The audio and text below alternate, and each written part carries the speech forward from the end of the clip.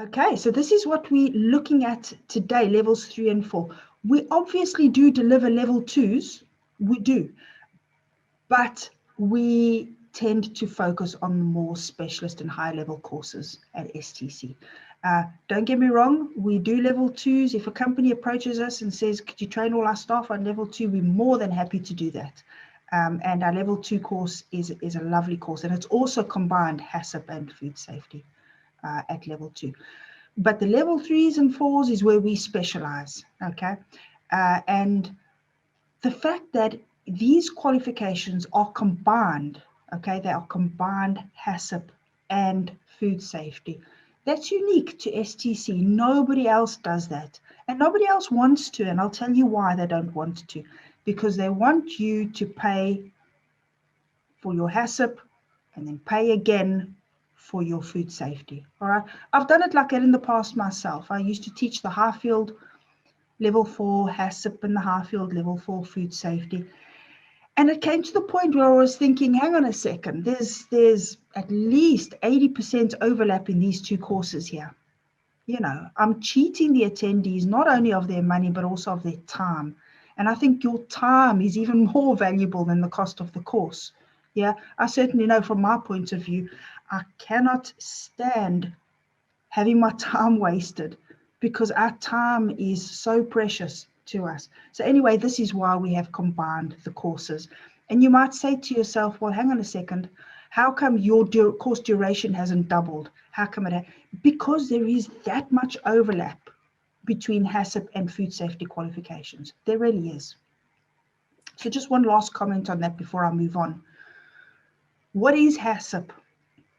If not simply a tool to achieve food safety?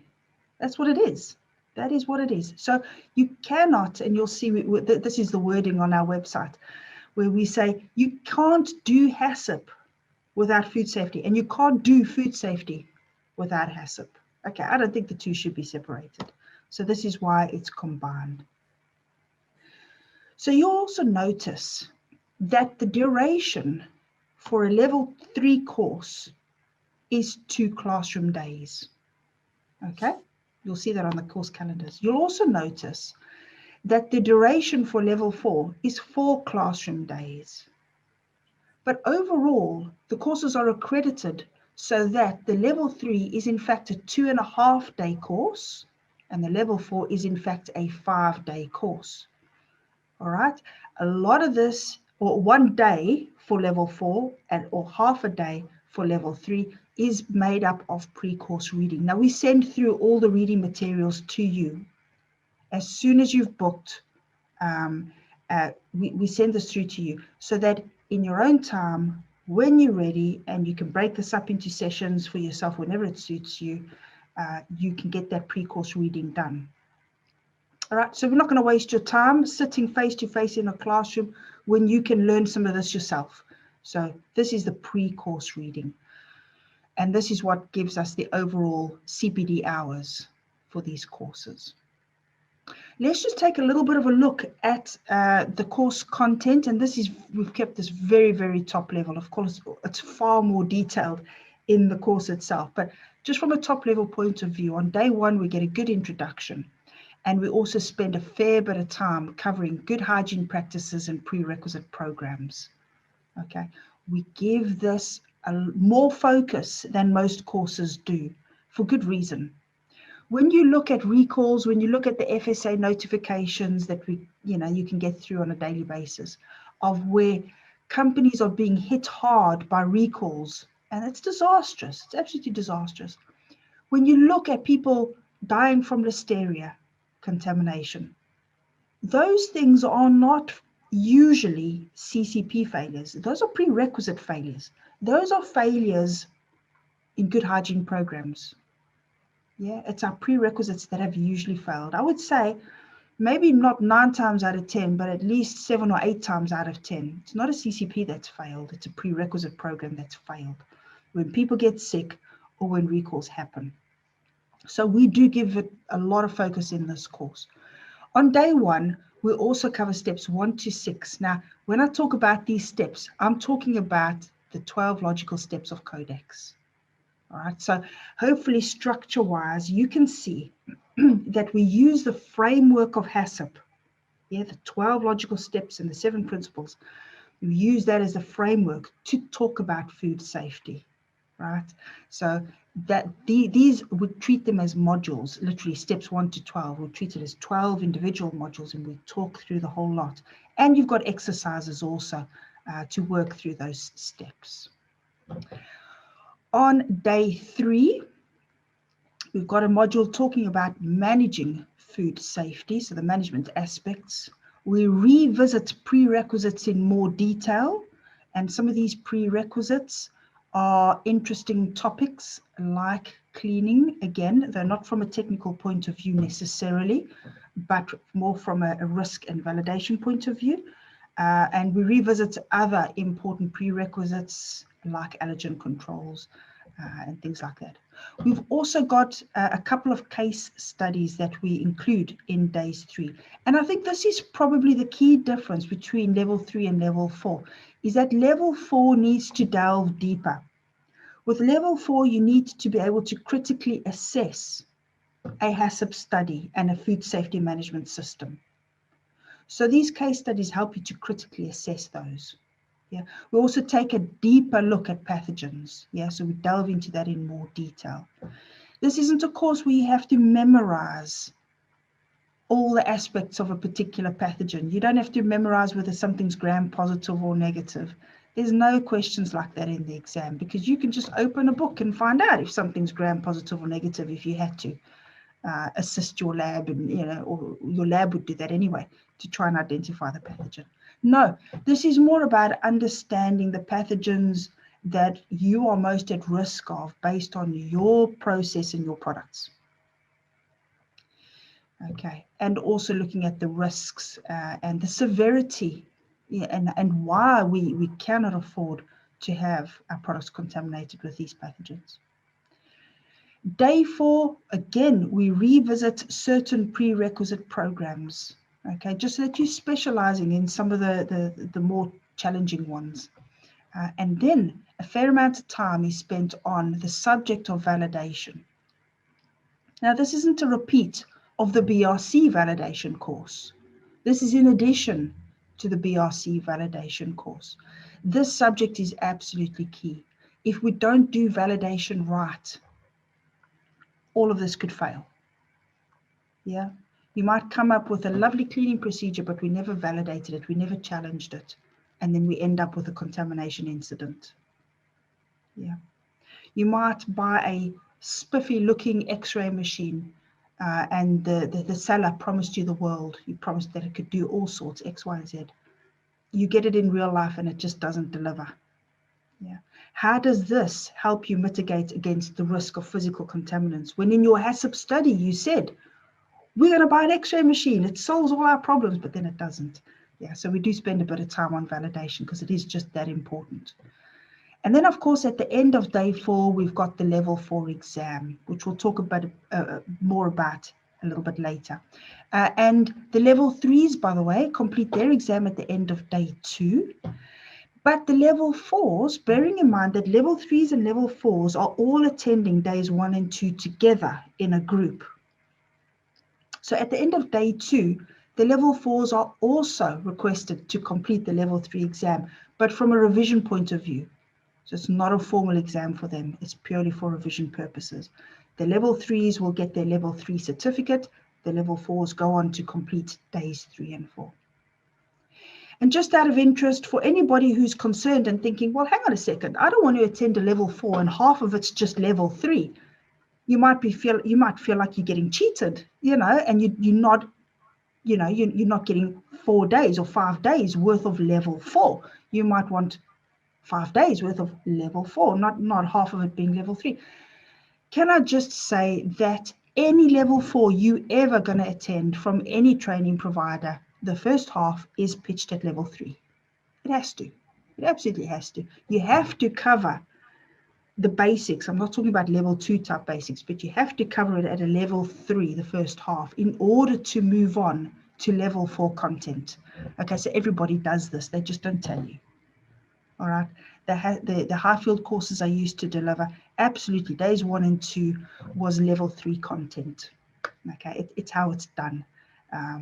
But we simply transparent about this. Okay, and so yes, it's efficient. People attending level 3 and who get their level 3 certificate at a later point in time, because I already know them and I already know that they have attended level 3, okay, the STC level 3 course. I know what they've done. If at a later point in time they want to complete day 3 and 4 on a different course, they can do that. And to get their level 4, then they only need to complete the 2 additional days. Okay, and what do you have to pay? You only have to pay the difference. So you will already have paid half of the level 4 by paying for your level 3, and so you only have to pay half of the level 4 cost again to get your level 4. So as I was saying, we use the structure of HACCP, we use the framework, the 12 logical steps and prerequisite requirements to talk about food safety throughout this course, absolutely throughout. So we're talking about all the relevant risks posed to our product, and at every single stage, we are talking about food safety all the time. So this is why it works as a combined qualification. Who might want to attend? Absolutely anybody in the food industry, and we also get a fair number of attendees from the packaging industry, as well as people from storage and distribution businesses, agents and brokers even attend this course. And gosh, I'm trying to think of the other relevant standards. Oh, and yes, we've had people attend this course from consumer products. So manufacturing consumer products, they've also attended this course. And even though they're not making food products, their customers, the big retailers, even require those consumer product manufacturers to use HACCP methodology for their risk assessments. So that's quite interesting, even though it's not food products that they're making. So yeah, this course can be attended by anyone. It can be attended by consultants. It can be attended by anybody wishing to progress their career. Level 2 is a fantastic qualification. However, level 2 is pretty basic. Yeah, it's perfectly suitable for supervisors. It's perfectly suitable for operators, for QAs, QCs. But as soon as you get to any kind of management level, level 3 or level 4 is expected typically. I'm not saying it's a rule. I'm not saying it's an absolute requirement, although some retailers insist on level 4. I'm not saying it's an absolute requirement, but it's become an expectation. And so would I recommend the STC level 3 course, or would I recommend to you the 2-day BRC HACCP course? I would absolutely recommend the STC course. And I'll tell you why. I'll tell you why, because it has been developed comprehensively. And this course doesn't only meet BRC's requirements, it also meets other GFSI standard requirements. The scope of this course is broader. I think we delve a little bit more in depth on certain aspects than the BRC HACCP course. You might be curious to know what the BRC HACCP course is, where it's pitched in relation to level 3 or level 4, because BRC don't accredit their courses to any levels. Okay, but I can tell you, since I deliver both courses, that the 2-day BRC HACCP course is equivalent to a 2-day level 3 course. It's pitched at the same level, the duration is roughly the same. Okay, except the BRC course isn't accredited to any level. What else was I going to tell you? Yep, so I would absolutely recommend the STC level 3, even though it's much cheaper than the BRC course. So you might think I'd want you to pay for the more expensive course. No, I wouldn't want you to pay for the more expensive course. I want you to pay for the more comprehensive course. Okay, so again, I'm not having a go at BRC. The BRC HACCP course is a good course, but this one's better. All right, so just some slides that I'm including here just to give you a taste of the course content. this is this slide here is all about food safety culture. Again, another hot topic. And in fact, Sonia, who I work closely with, Sonia, I saw an email that you sent through to me just today about food safety culture being incorporated in legislation. And Sonia has been waving the flag and alerting us and saying it's coming, and it's arrived. So food safety culture has become incorporated into legislation. I haven't actually read it yet, Sonia, but I will do shortly. So Sonia, in fact, has had some recent input into this course and done some revisions to it just to make sure that we're absolutely up to date with the latest information. And Codex, having been revised last year, is one of the recent updates that we did to this course to make sure that we reflect the new requirements. And absolutely, food safety culture, I'm not going to read this slide, but food safety culture is a big deal, and we've got to get that right. It's a prerequisite, it's a pre-requirement to having a successful business and to making good products and safe products. Here's another slide to give you a taste, and this is covering prerequisite programs. And we talk about the definitions, but we also talk about all the relevant terminology that could possibly be used. So yes, these programs can be called prerequisites, PRPs. These are also our good hygiene practices. That's very much a term used in the Codex document, but it also covers good agricultural practices and good manufacturing practices. So lots of different terminology. And prerequisite programs, having all of this sorted and well managed helps us to focus our HACCP plan on more specific hazards and controls at particular steps in our process. But we don't for a minute underestimate the amount of attention that prerequisite programs need. And by attention, I mean monitoring to make sure that we're on top of it, okay, and we are in fact mitigating the risks. So the effectiveness of our prerequisite programs is determined formally by carrying out audits. So these might be our internal audits, and it might be external auditors auditing us. And other verification tools done on a routine basis to make sure that we are on top of our prerequisites. We've also got a number of slides focusing on some common prerequisite programs. So for example, this one where we talk about senior management commitment. And whilst there isn't detail on this slide, we talk about why it's important and various aspects around that. And so we've got slides like this on a long list of common prerequisite programs, and it's opportunity for a bit of class discussion. We also cover references to legislation, and so whilst this is often treated like a tick box exercise in your HACCP plan, like, oh yeah, I've got to have a list of legislation, so let me just get this list.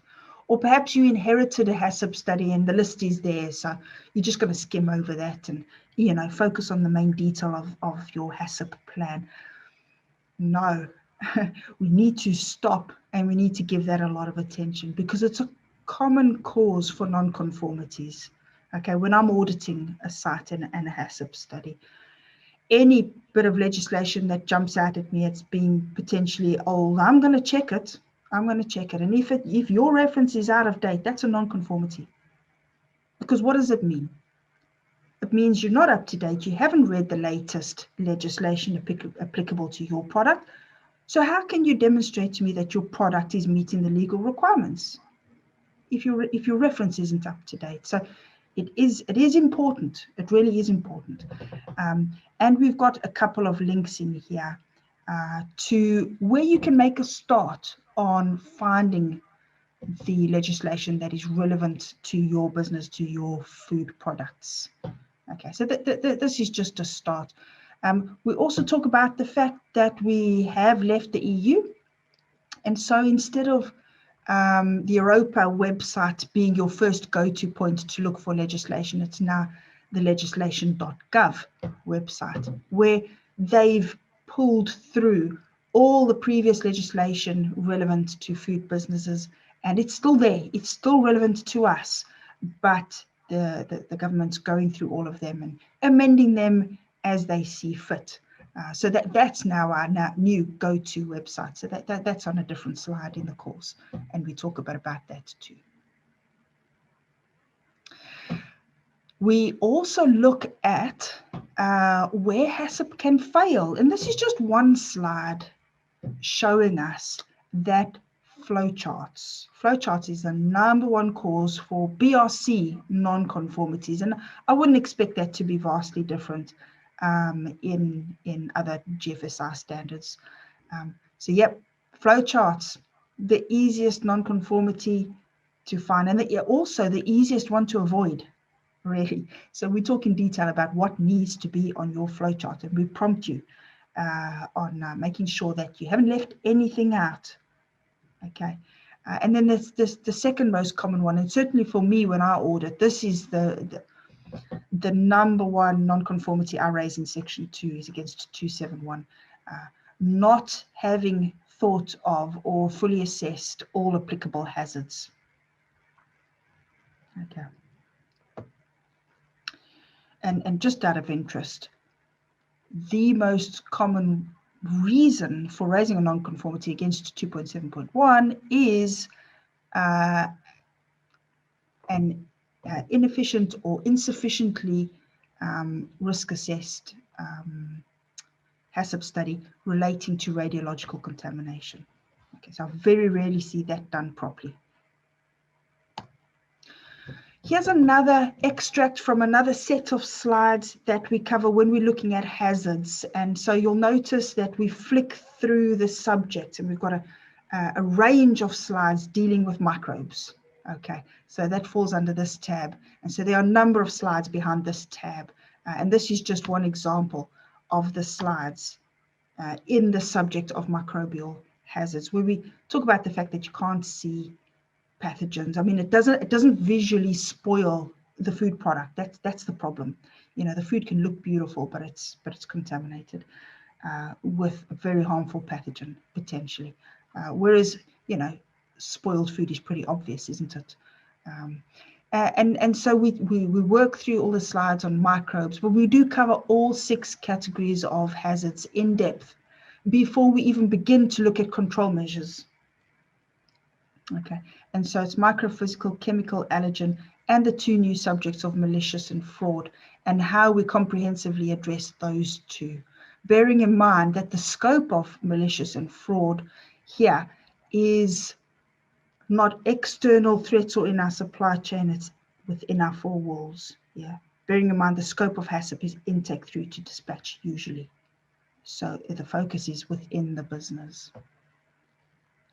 I'm going to pick up the pace because I noticed that I am late, and so I'll do that now.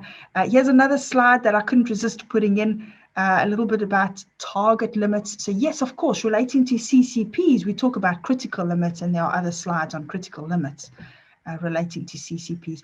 But we also talk about the value of using target limits so that you never get near the critical limit, you know, and how and why we might implement a target limit.